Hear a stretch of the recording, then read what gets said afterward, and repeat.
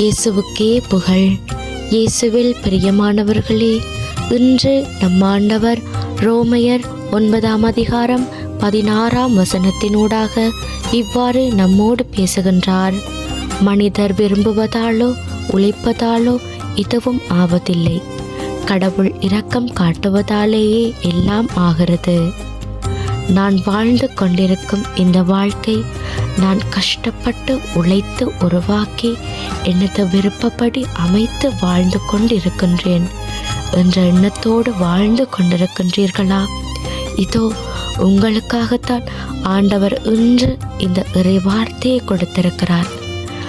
நமக்கு ஈசாக்கின் புதல்வர்களான ஏசா யாக்கோபுவின் கதை நன்றாகவே தெரியும். ஆண்டவர் இவர்கள் பிறப்பதற்கு முன்னமே இவர்களை குறித்து திட்டத்தை போட்டு வைத்தார்.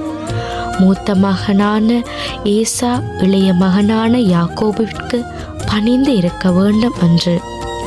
ஆனால் ஈசாக்கு தன்னுடைய மூத்த மகனுக்குத்தான் தலைமகன் உரிமையை வழங்க வேண்டும் என்று அவர் நினைத்து வைத்திருந்தார். ஆனால் கடவுளின் திருவிழப்படி யாக்கோபுவுக்கே அது கிடைத்தது. ஆண்டவருடைய திட்டமே இதில் நிறைவேறியது. யாக்கோபுவை அன்பு செய்து ஈசாவை வெறுத்தார் என்ற மறைநூல் வாக்கு நிறைவேறியது. ஆம் பிரியமானவர்களே, ஆண்டவர் தான் மனிதர்களை தேர்ந்து கொடுத்து திட்டங்களை நிறைவேற்றுகின்றார். எனவே உங்களை நினைத்து நீங்களே பெருமை பாராட்டி கொள்ளாதீங்க.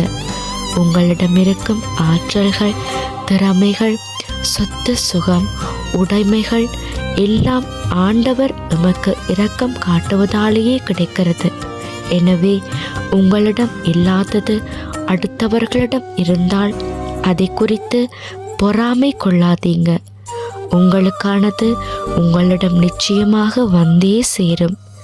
நினைவில் வைத்துக் கொள்ளுங்கள், ஆண்டவரின் இரக்கம் மட்டுமே நம்மை சிறப்பாக வாழ வைக்கும். ஆமேன்.